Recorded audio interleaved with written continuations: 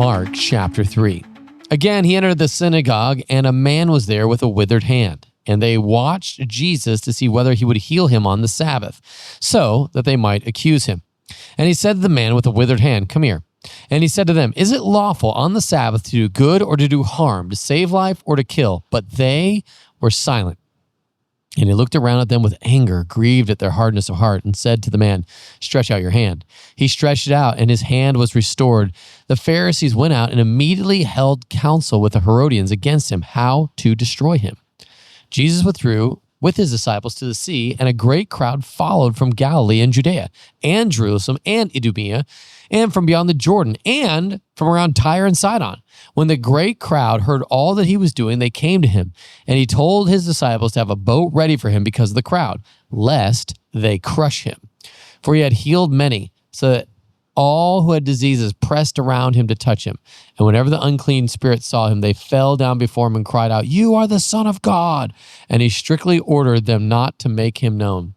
And when he went up on the mountain and called to him those whom he desired, and they came to him, and he appointed 12, whom he also named apostles, so that they might be with him, and he might send them out to preach and have authority to cast out demons, he appointed the 12, Simon, to whom he gave the name Peter, James, the son of Zebedee, and John, the brother of James, to whom he gave the name Boanerges, that is, sons of thunder.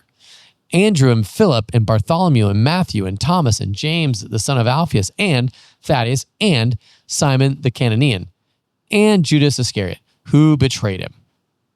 Then he went home, and the crowd gathered around him again, so that they could not even eat. And when his family heard it, they went out to seize him, for they were saying, "He is out of his mind." And the scribes who came down from Jerusalem were saying, "He is possessed by Beelzebub, and by the prince of demons he cast out the demons." And he called them to him and said to them in parables, "How could Satan cast out Satan? If a kingdom is divided against itself, that kingdom cannot stand. And if a house is divided against itself, that house will not be able to stand. And if Satan has risen up against himself and is divided, he cannot stand, but is coming to an end. But no one can enter a strong man's house and plunder his goods unless he first binds the strong man. Then, indeed, he may plunder his house. Truly, I say to you, all sins will be forgiven the children of man, and whatever blasphemies they utter. But whoever blasphemes against the Holy Spirit never has forgiveness, but is guilty of an eternal sin. For they were saying, he has an unclean spirit. And his mother and his brothers came, and standing outside, they sent to him and called him. And a crowd was sitting around him, and they said to him, "Your mother and your brothers are outside seeking you." And he answered them, "Who are my mother and my brothers?" And looking about at those who sat around him, he said, "Here are my mother and my brothers. For whoever does the will of God, he is my brother and sister and mother."